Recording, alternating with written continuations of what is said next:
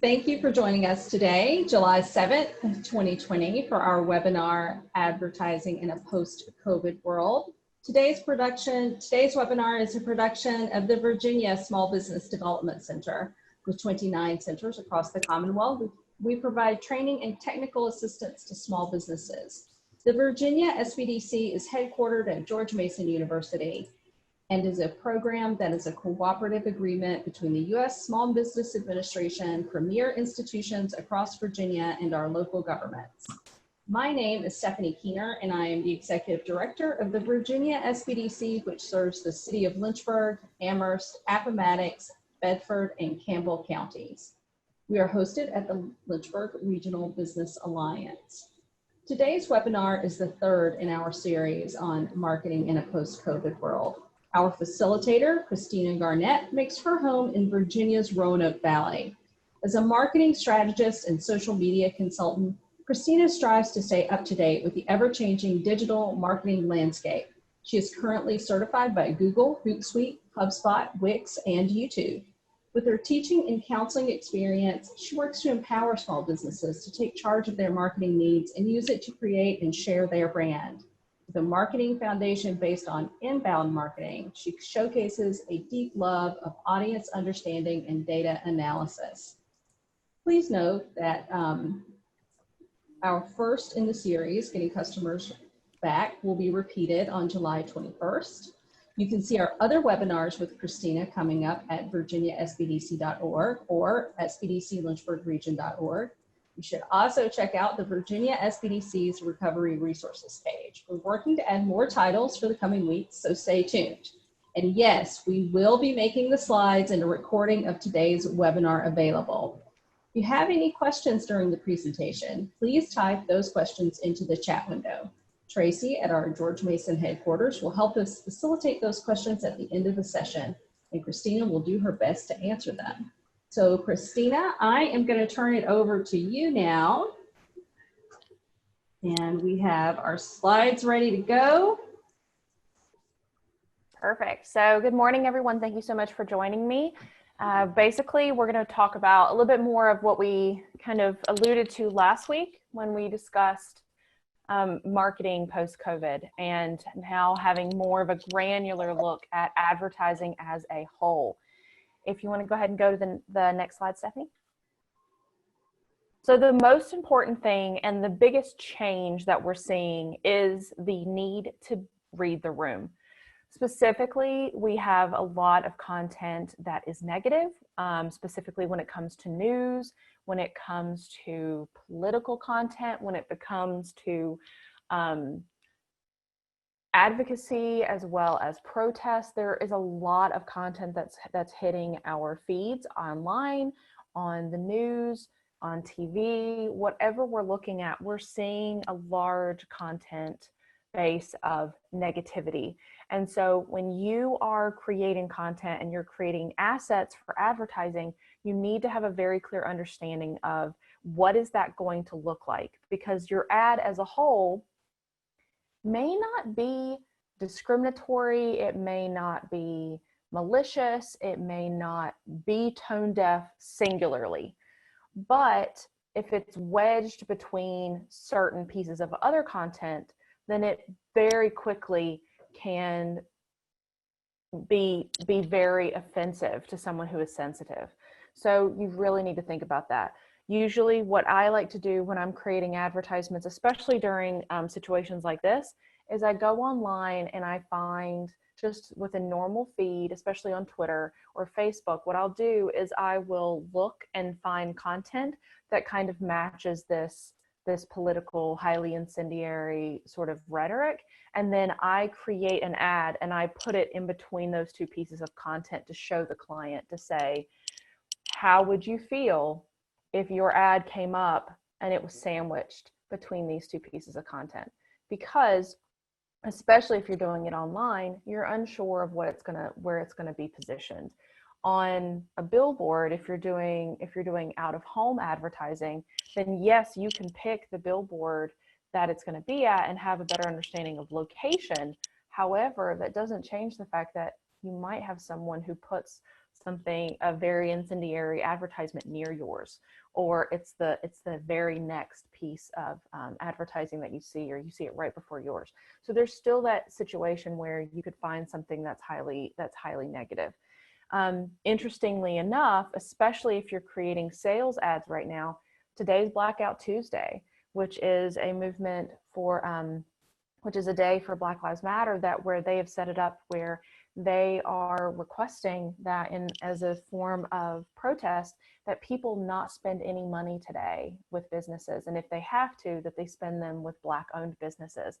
So if you were creating advertising right now that was positioning a sale or positioning a specific product, and that was seen and picked up by someone who's participating in Blackout Tuesday, then it is quite possible that they could share that content, comment on it, but basically say, no, I'm sorry, this is Blackout Tuesday, we're not doing this. Or make you feel like because you weren't aware, or because you were aware and chose to advertise anyway, that you're being insensitive. It may not necessarily be your initial intent, but it becomes very important to think about how could people look at your advertising, especially right now. So we're going to go into more granular breakdowns of how to create your ads and how to determine a strategy. But specifically right now, the most important thing that you need to be thinking about is reading the room, making sure you're not tone deaf, realizing where your ads could be positioned and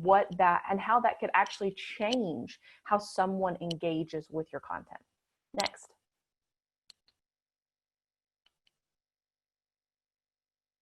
So we need to start with our goals. A lot of people want to just start advertising and say like, hey, we have a sale coming up. I just need to create an ad, get that out there, get things going.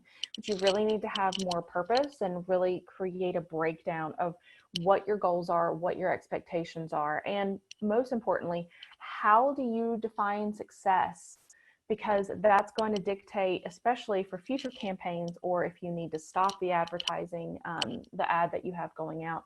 But really think about, what are your goals? So it could be, I just want people to know I exist. It could be, I need to generate more leads. I need to generate revenue.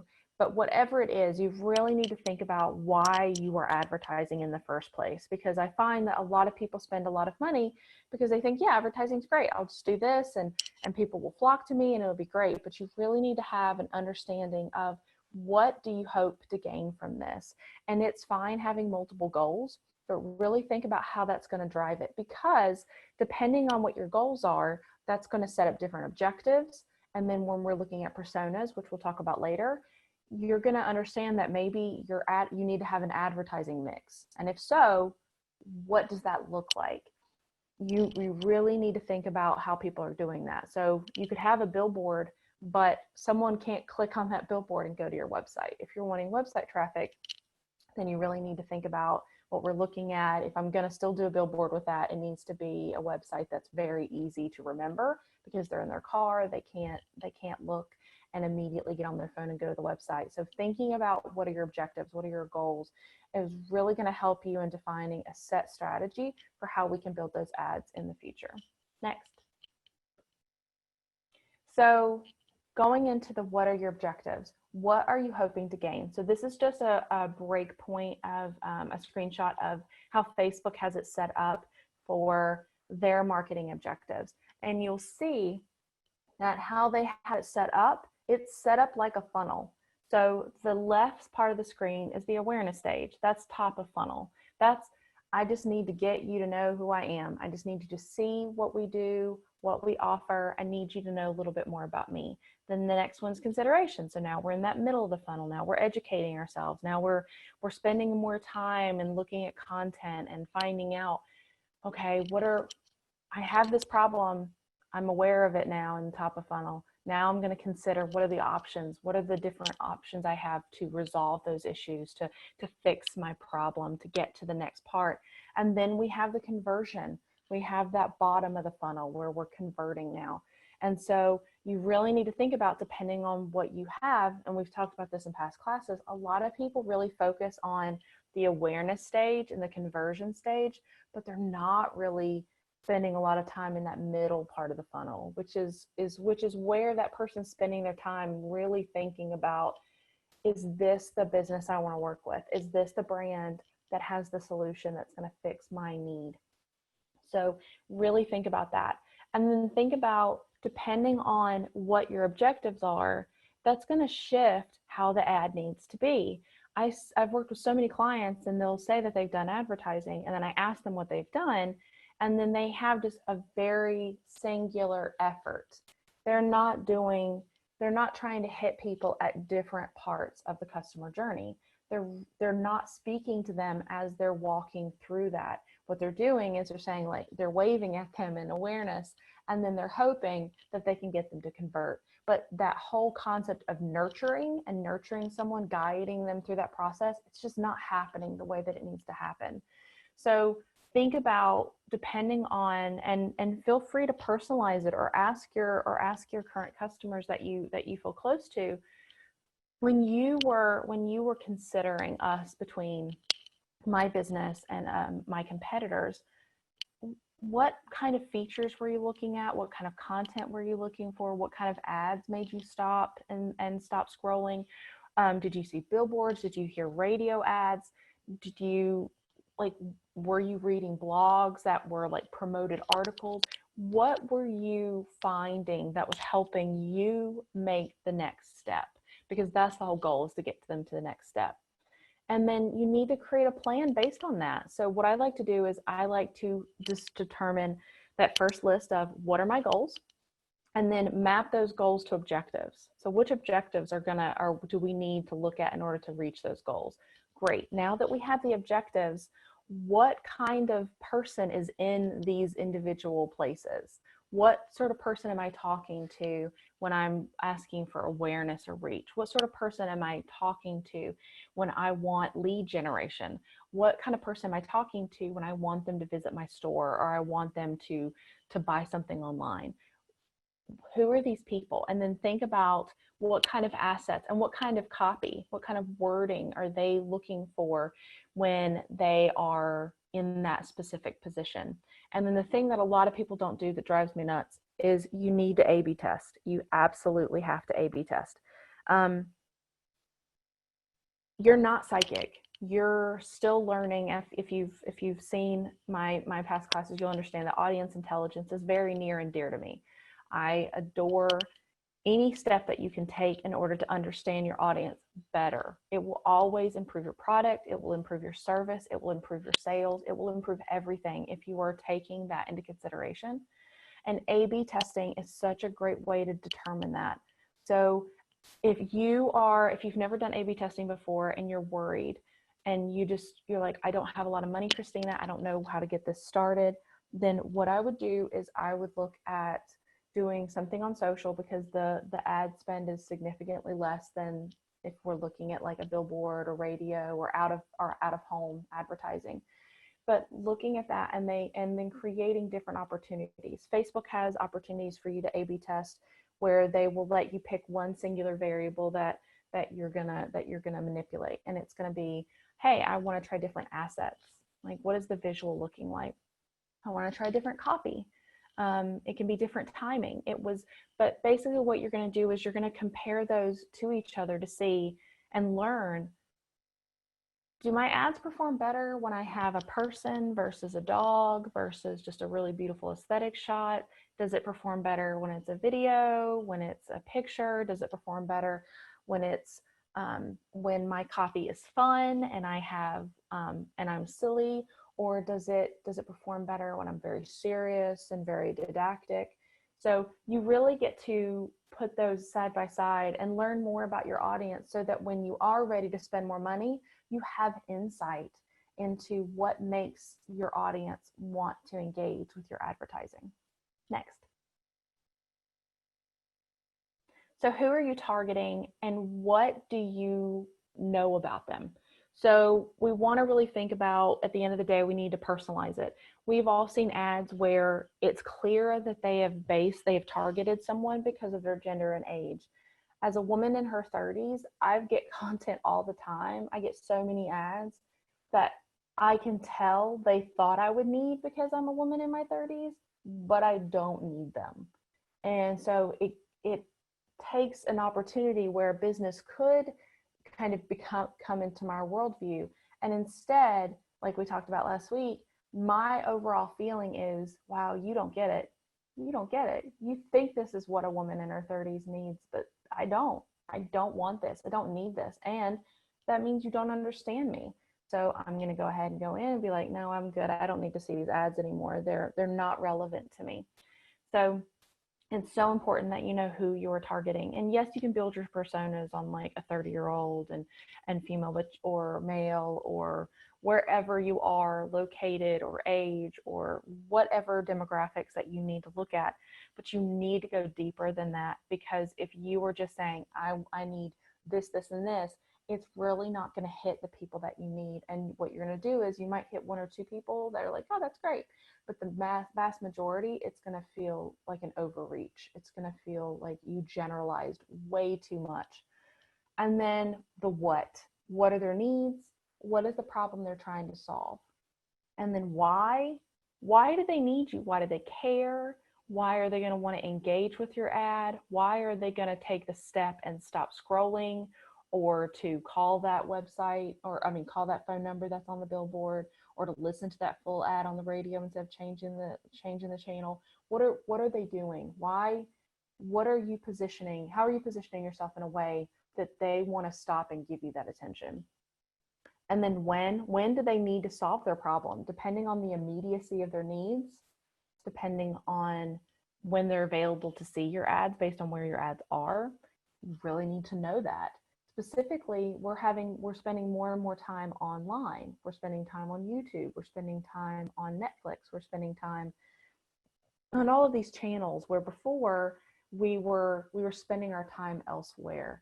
Time seems and feels to be a lot more fluid.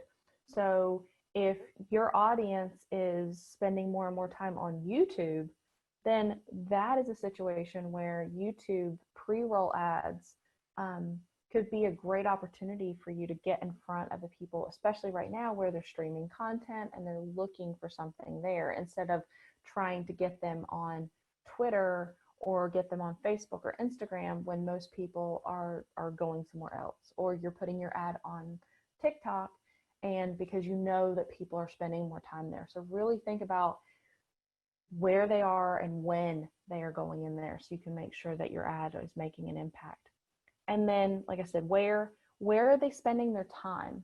And then where do they look for solutions? One of the advertising pieces that we haven't talked about yet is pay-per-click or search advertising, where we're looking at Google to create ads where if someone has a specific question or a need and they're putting that into a Google search or a Bing search for that matter, that we are creating ads that facilitate that, yes, this is, if you come to my website, this is where you're going to be able to find the answers that you're seeking specifically for those needs. So think about that. And then how can you explain that you have the best solution for their needs? It's not enough that they see the ad. Now the ad needs to be compelling enough that they believe that this could assist them, this could help them. So how are you telling that story and positioning yourself as a helper, as a thought leader who can take care of their needs? Next. And then determining your mix.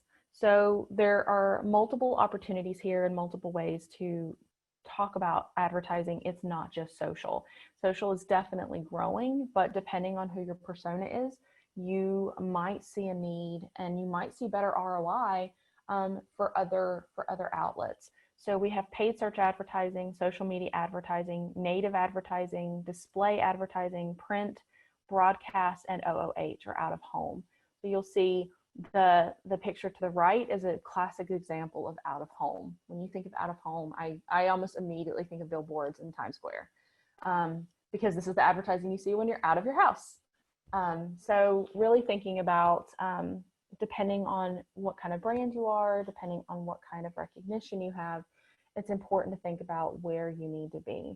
So, and don't be afraid if you have a advertising mix. You can have a marketing mix. So you can also have an advertising mix, but it really comes down to what are your objectives and who are you targeting? And that needs to be at the forefront of what you're asking yourself when you're determining what that advertising mix needs to be. Next. So we want to be segmenting our ads and A/B testing. So let's say that you decide that you want to go, you want to do a specific mix and you want to look at certain things. Well, we want to A/B test and see what's happening. So let's say that you're doing print advertising and you do an ad every month in a newspaper or in a magazine or something like that.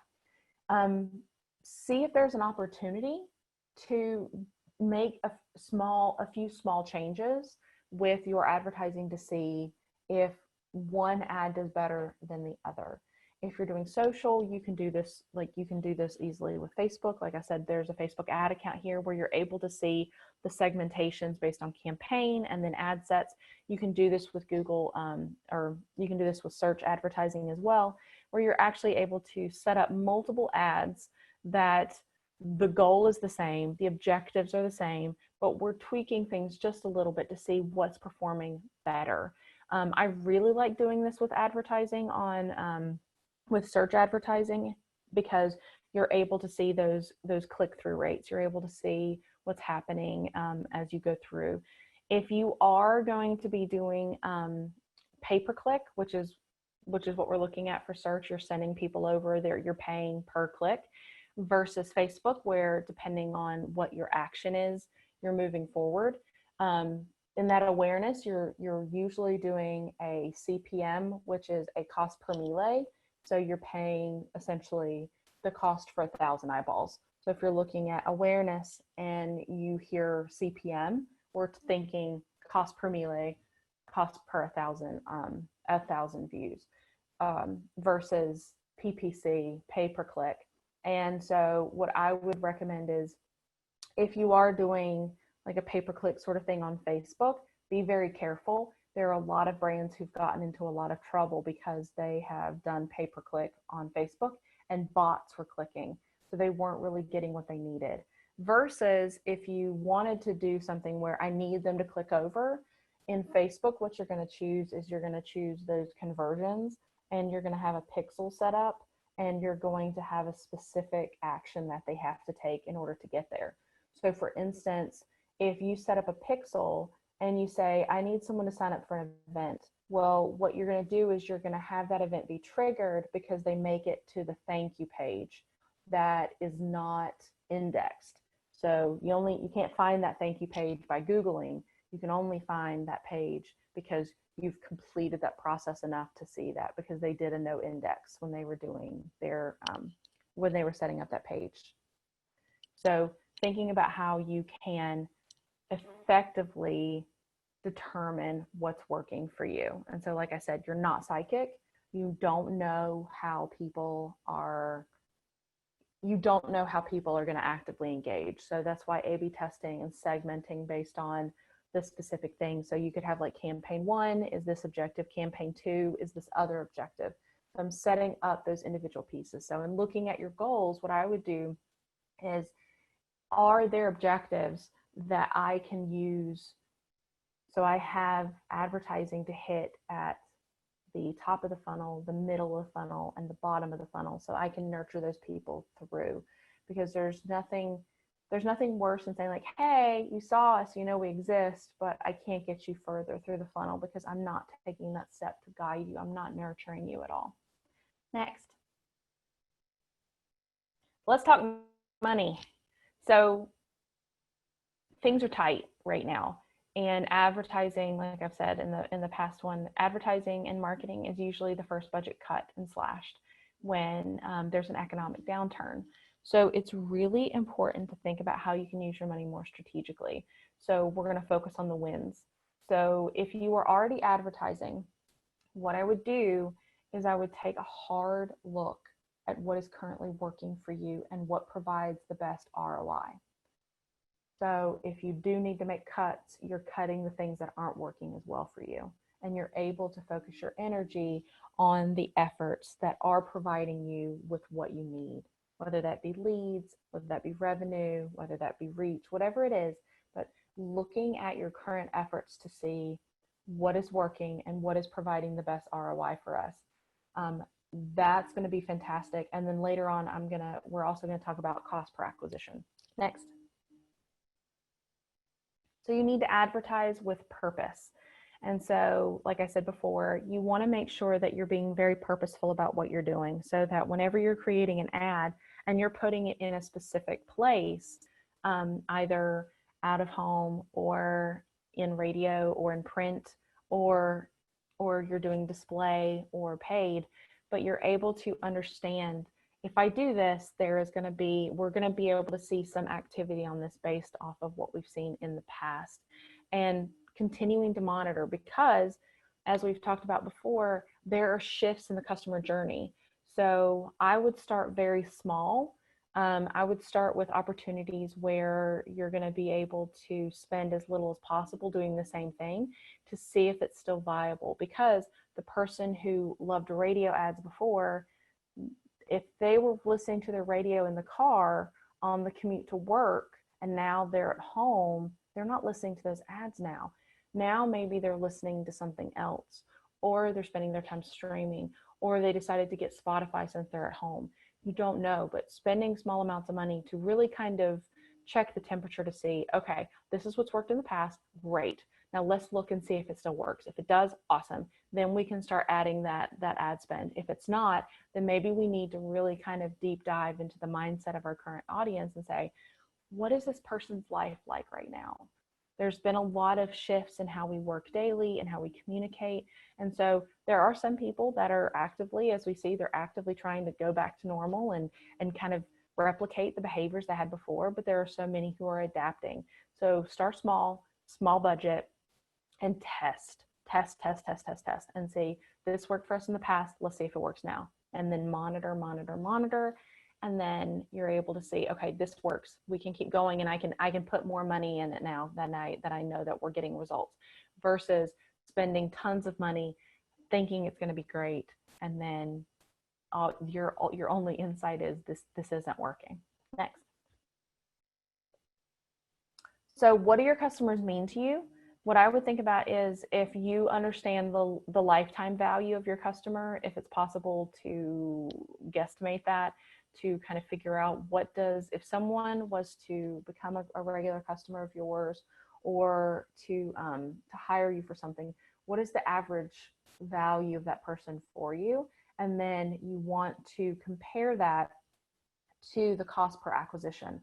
And cost per acquisition is going to be extremely insightful when we're thinking about how much money are we spending, because I've had clients say, well, we spend $10,000 a month on advertising. I've had some people say we spend $500 a month on advertising. I've heard less, and I've heard a lot more, but they just have that set number. And so they haven't really looked to see what they're getting for that when it comes down to a one-to-one basis. So we're going to determine the cost per acquisition. So in order to get that, you're going to do the total money spent, and then you're going to divide that by the new customers that you acquired because of that. And that's going to be your cost per acquisition. So let's say that you spend money and it takes you $500 to get each new customer. That's your cost per acquisition, is $500. And let's say that the value of those customers is $20,000. So I'm spending $500 to get $20,000. That's pretty good ROI. That's really good ROI.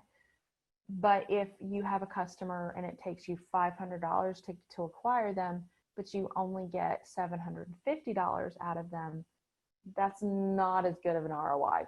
That may not be worth the trade-off, depending on where your business is financially and how much work you're able to do with these clients or these customers. So you really need to understand, what is a customer worth to you, and then what is that cost per acquisition. And that will really determine and help you see, is advertising helping us? Is the advertising that we're currently doing helping? What can I do to streamline this, make this more efficient, and then improve it over time? Next. So the fine point, are you optimizing your ads for the audiences of today? Next. So some things to think about. So in 2019, approximately 25.8% of global internet users were using ad blockers. So depending on where you're putting your ads online, especially if you're doing like pop-ups, or you're doing banner ads, or you're doing something else, chances are a large percentage of your potential audience is not seeing that. And then 70% of all paid search impressions are on mobile. So really thinking about, let's say that you have an ad that you're doing through search and they're getting there, they get to your website, and then your website isn't mobile optimized. Or it's mobile optimized, but maybe the font is still, or maybe the load time is still too slow.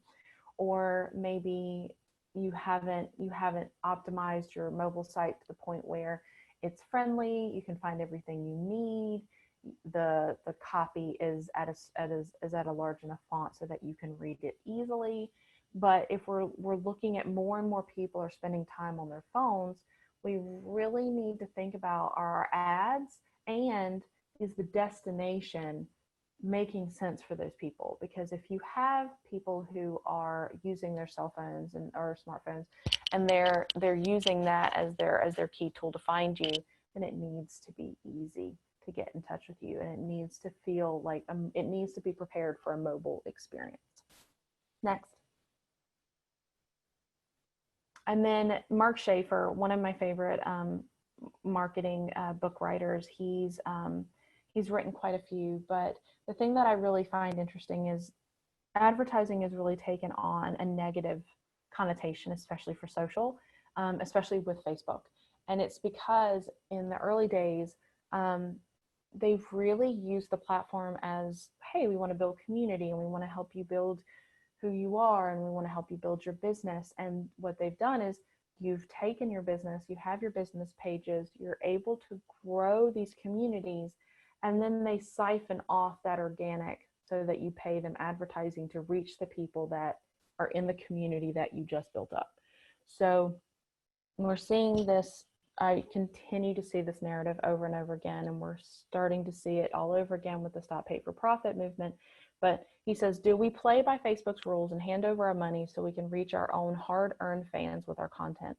Do we just sit by and watch our great work become a devalued commodity? So it's a really interesting thing to think about. And I don't want anyone to leave this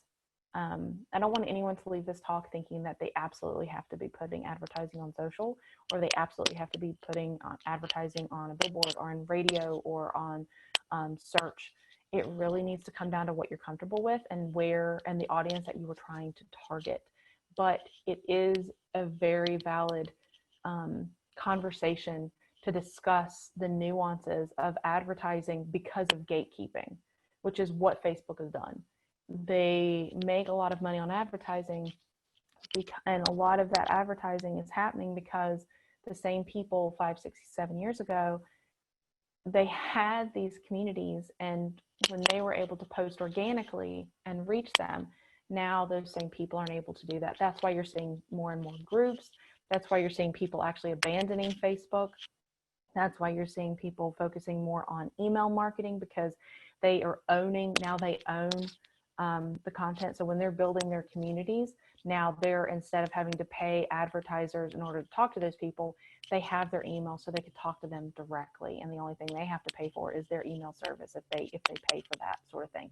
So it's an interesting conversation to have. I think it's a worthwhile conversation to have, because if you're advertising to reach the people who already love you, I think that there is an opportunity there for you to reach them in a more viable way that does not require that money. You should be using that advertising to build new customers. The current customers, I love the brands that are doing email marketing, that are doing that are connecting with them in a different way, so that when they're spending their money for new customers. Advertising over and over again to reach the people who already love you is it's problematic, and it's a lot of money that small businesses are continuing to have to spend to touch people who already know they exist, it's just quite sad. That money could be spent in a more efficient way, I think. Next. So it's easy to ignore organic and paid content that doesn't resonate, and how can you ignite attention? At the end of the day, when you're looking at advertising, and once you start doing it, you can't undo it. So I apologize in advance if I turn you into like people who can't avoid advertisements. but it's something very unique to just what I would do is map out like 30 minutes or an hour of your day sometime this week, and just wherever you are, whatever you are consuming, pay specific attention to advertising. So if you are online, what ads are you seeing when you scroll? If you're watching streaming or watching TV or watching YouTube or anything, what do you see? If you're listening to the radio or Spotify free, what are you hearing? If you are outside, what kind of advertising are you seeing? If you're searching on Google, what are you seeing? But make a mental note of what kind of ads that are being delivered to you. And then think about, what is your gut reaction? Like as soon as you see it, like that 1 second reaction, would you scroll past? Would you ignore it? Or would it make you stop? And then think about, if you get to an advertisement that makes you want to stop and learn more, think about why. Was it the imagery? If it was a video, was it the visual? Was it the sound? Was it the copy? Was it the product or service that was listed? Was it because it was a brand that you already know about and trust? Is it because you've been looking for that product or service for a while? But just make a mental note of what made you stop, because that is such a powerful thing right now. We are all fighting for everyone's attention. We are all fighting to be heard and to be able to showcase what we have to offer. And it's so easy to scroll past, and it's so easy to ignore something, even when it has money behind it, simply because, that's not for me. So make a mental note and really just pay attention to what you're seeing. And also look for trends. Are you starting to see trends with certain ads? Are you starting to see like certain businesses do ads a certain way? But just like I said, 30 minutes to an hour, sometime this week, just make a mental note that you are going to just keep a keen eye out for advertising, and just be very honest with yourself, like full on gut check. I hate this. I love this. I want to buy this. I want to call this place. And then think about why. That why is it making you react in that way is extremely powerful. Next. And that is it. Thank you, Christina. As usual, a lot of really great information. We do have several questions. So first, which comes first? Hoping that my USP resonates with my presumed target, or going to my target and testing the USP first before investing in an ad campaign? It really depends. If you have access to someone that is already, if you have someone that's already close to you that you could have them test and look at and have like a secondary opinion of it, then I would do that first before you jump in. And then I would always A/B test and like I've talked about in the past, do social listening and see what people are already talking about when it comes to your product or your industry, and that can kind of create some insights for you, so that you don't feel like you're going completely blind into the ad, or into just starting to push content into your targeted audience. Okay. How do we figure out who our target is? If we are advertising and putting the word out, isn't that supposed to go out to everyone? It depends. You can definitely create ads where you talk to absolutely everyone, but I would caution you and say that when you're talking to everyone, you're talking to no one, because it's too wide of a net, and we all have different needs. So like, even like Amazon offers everything, and there are people who hate Amazon. Like Walmart has great prices, and millions of people go there every day, but there are people who hate Walmart. So even when you're talking to everybody, there's going to be people that specifically don't need you, don't want you. And so I would always say that it's better to really start thinking about who you want to target. And if you're starting from scratch and you literally have no idea, that is a place for market research. I would start doing market research and trying to figure out, if you have a product or service, thinking about, well, what does this do and what does this offer, and then start breaking down a tree of, based on what this does and or what I do, who needs this, who wants this, and then start formulating those personas. What's the best way to reach contracting officers through ads? You can do, it depends. If you are doing LinkedIn ads, you could specifically target based off of their title. So if you wanted to, if you're looking to target people specifically by their job, LinkedIn and Facebook do quite a good job of letting you target specifically based on those kind of demographic data. And then you can also, for search ads, you're able to use specific keywords that would be a part of contractors who would be able to use it like that. What's an appropriate benchmark for the ROI, or does it vary by industry? It varies by industry. It varies by your own, like you could have two businesses that are in the exact same vertical and their ROI needs are significantly different. It really depends on how your business is financially, where you are during COVID, as well as like even during normal times, because you know how much you need in order to survive with your business. So it really depends business to business, not even industry to industry. Okay. I understand I need to create the appropriate ad for my target market. For example, women 40 plus. How do I know if they want my item, if my item is a novel product? May I test their interest by small cost ads, or do I have to figure it out before doing ads, or do I do this both? You could do both. What I think would be really great is I would look for, if you have a specific product and it's super niche, then what I would do first is I would give it to, I would look for someone in your, that caters to that specific audience, almost like a micro influencer. And I would reach out to them and say, hey, like micro is actually the best way to go with this. Reach out to a micro influencer that hits that kind of target market and also has that sort of kind of niche-y feel that the product has.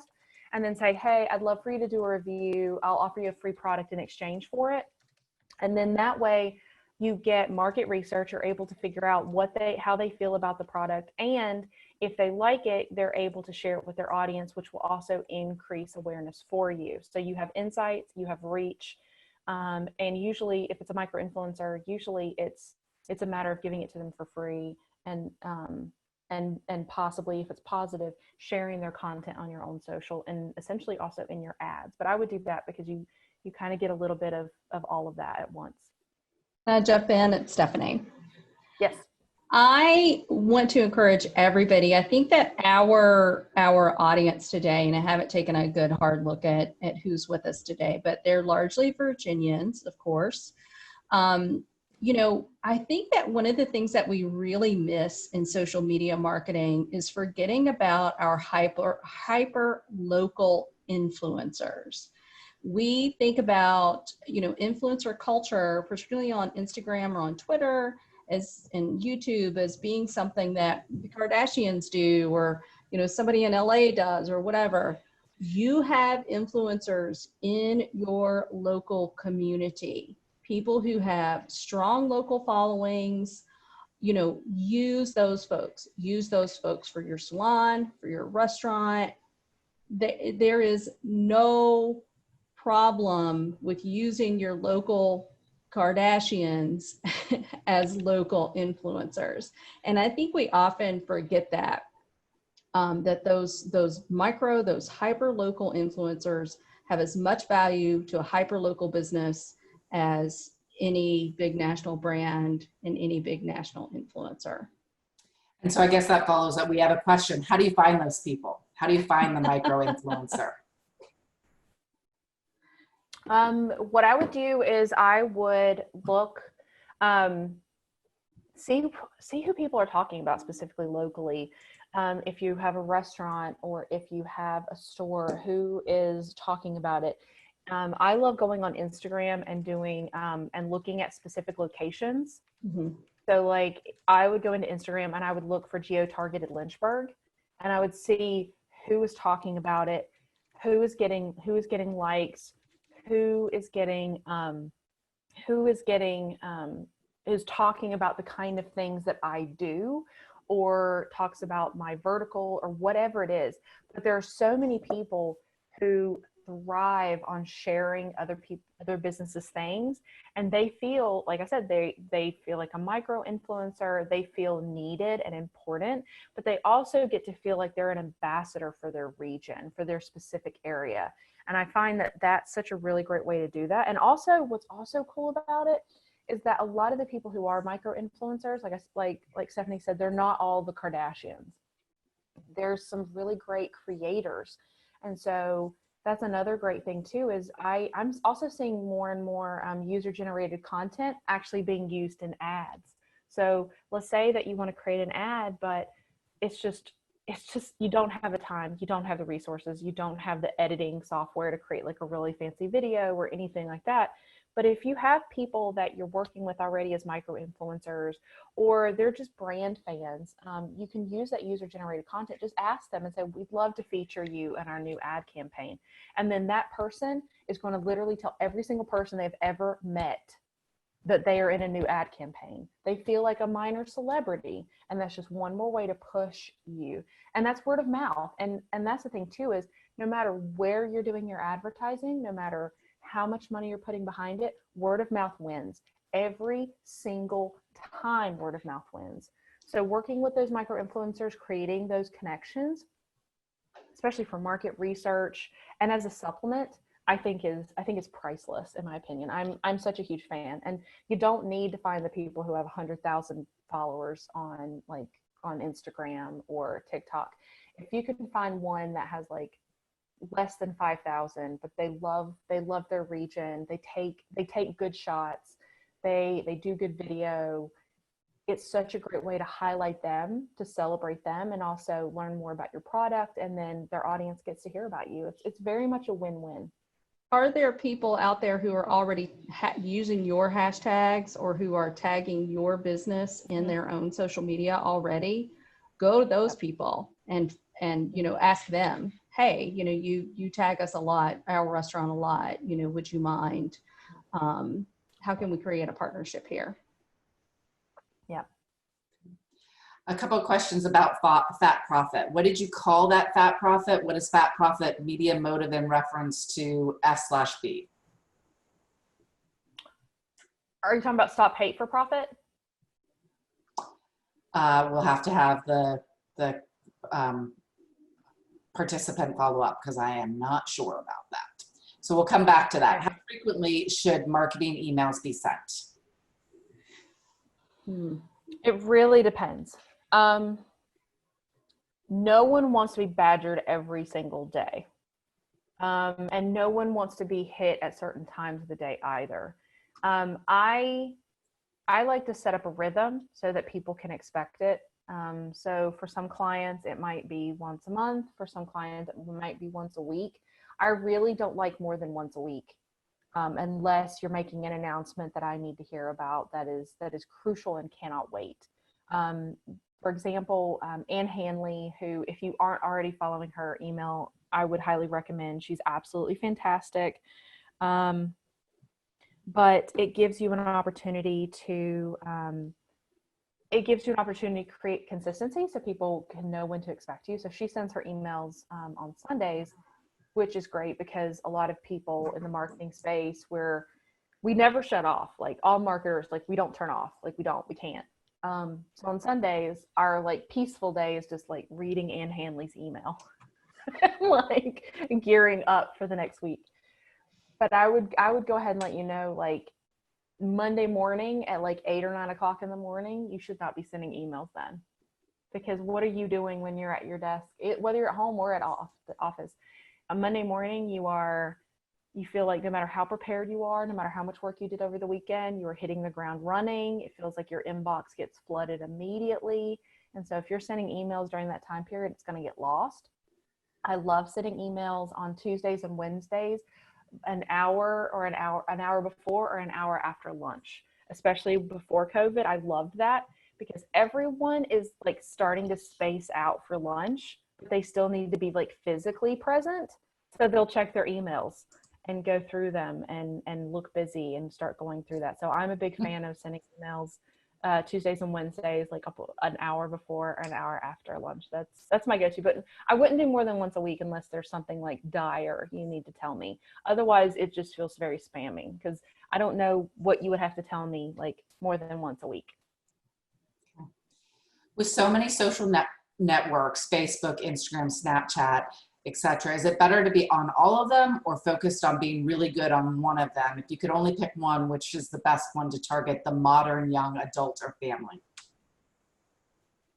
Okay, so if you have the capacity and the power to be everywhere and do them great, awesome, like good for you. I have yet to find a business that rocks all of it. Like even Fortune 500 brands, I'm not seeing, I can't see them nail everything either. What I would do is I would focus your efforts and create quality content on the channels where your audience is most likely to be. For the modern family and young audiences, I really like, and this is going to be an unpopular answer, but I really love TikTok. Like I love TikTok so much, and the US is trying to ban it. And there's you can have a whole conversation on TikTok. I love TikTok.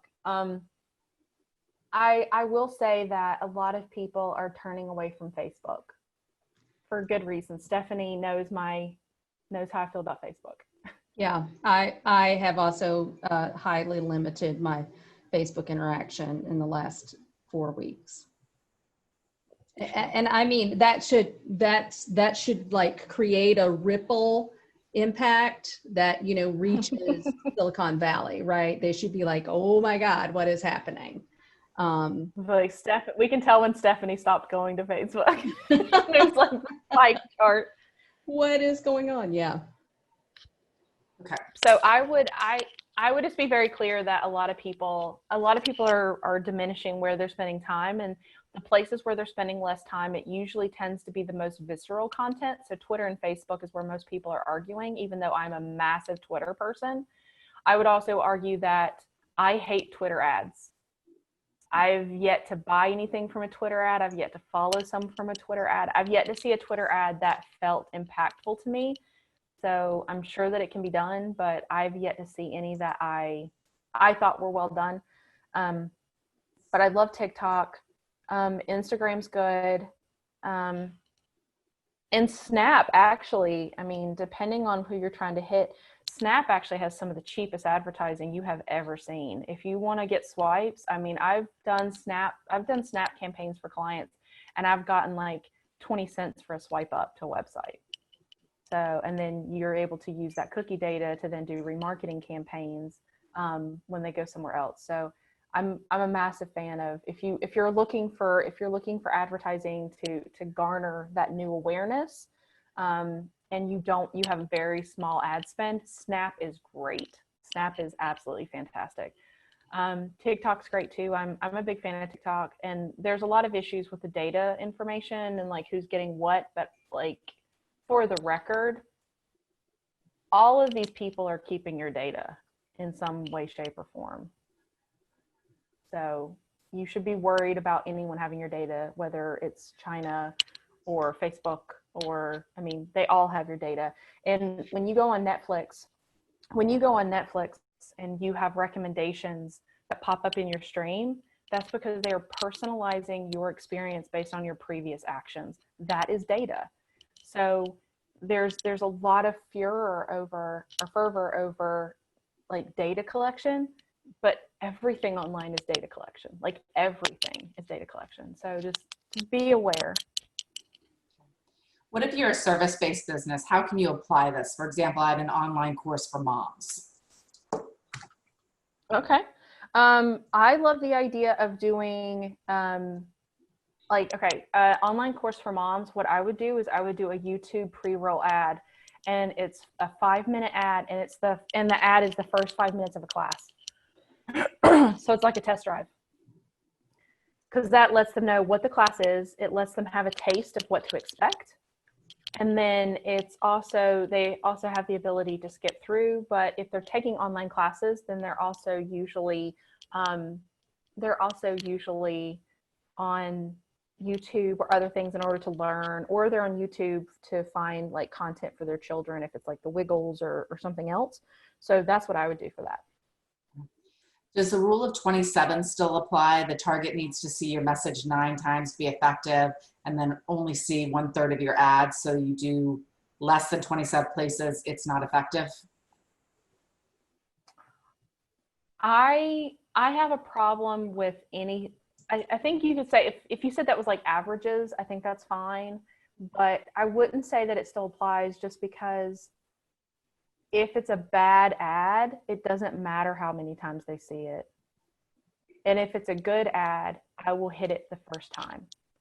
So I think all things being equal, quality over quantity and having the right ad to the right person at the right time is more powerful than like how many times that person actually saw it, if that makes sense.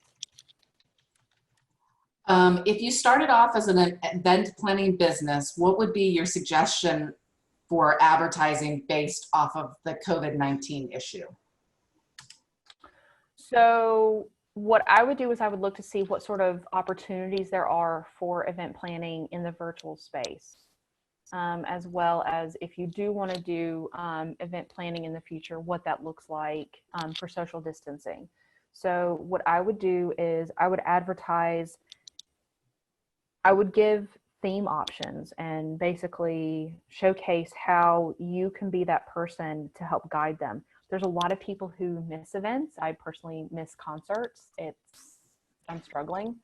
So if I had someone, so anytime I have ads that showcase like a Foo Fighters like concert that's being redone, I immediately click on it. What I would do for event planning is to determine, like right now, there are a lot of brides that have had to postpone. What I would do is I would create almost like a Word doc or like a white paper of like getting married during COVID, and create like a to-do list of what they can do in order to either postpone or to do their service virtually or whatever, and then offer that white paper as gated content under the ad. And that way you're driving them to your website. They get to learn more about you, and then they're able to sign up for more tips and tricks. And then that way you get their email address, and then you can send emails to them instead of advertising. I'm going to try this question. I'm not sure. You mentioned tips on how to best spend on Facebook, IG. Do you require conversions versus clicks? Anything not to do on YouTube or Instagram?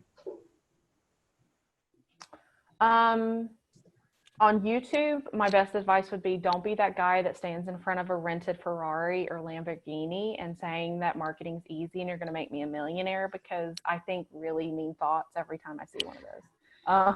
I hate them. Yep. I hate them. No, for YouTube and for TikTok, I really like ads that feel like the content I'm about to see. When the great TikTok ads don't look like an ad, because they're done in a very similar style to the rest of the content on TikTok. And same thing with YouTube. An ad that doesn't look like an ad tends to perform better, because we all have a guttural reaction to like, oh, it's a commercial, oh, it's an ad.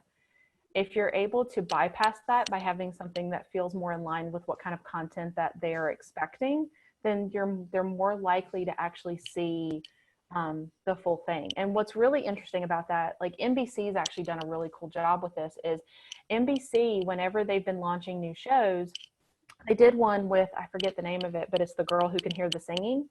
I watched the full first episode because it was an ad. And I was like, they're not going to show the full thing. Like, cut to 45 minutes later, and it's like, you can watch the entire thing. So I was on YouTube for long form content, and they gave me long form content. And so it created an opportunity for me to be entertained. And because of that, I watched the full thing. So mirroring, that's great.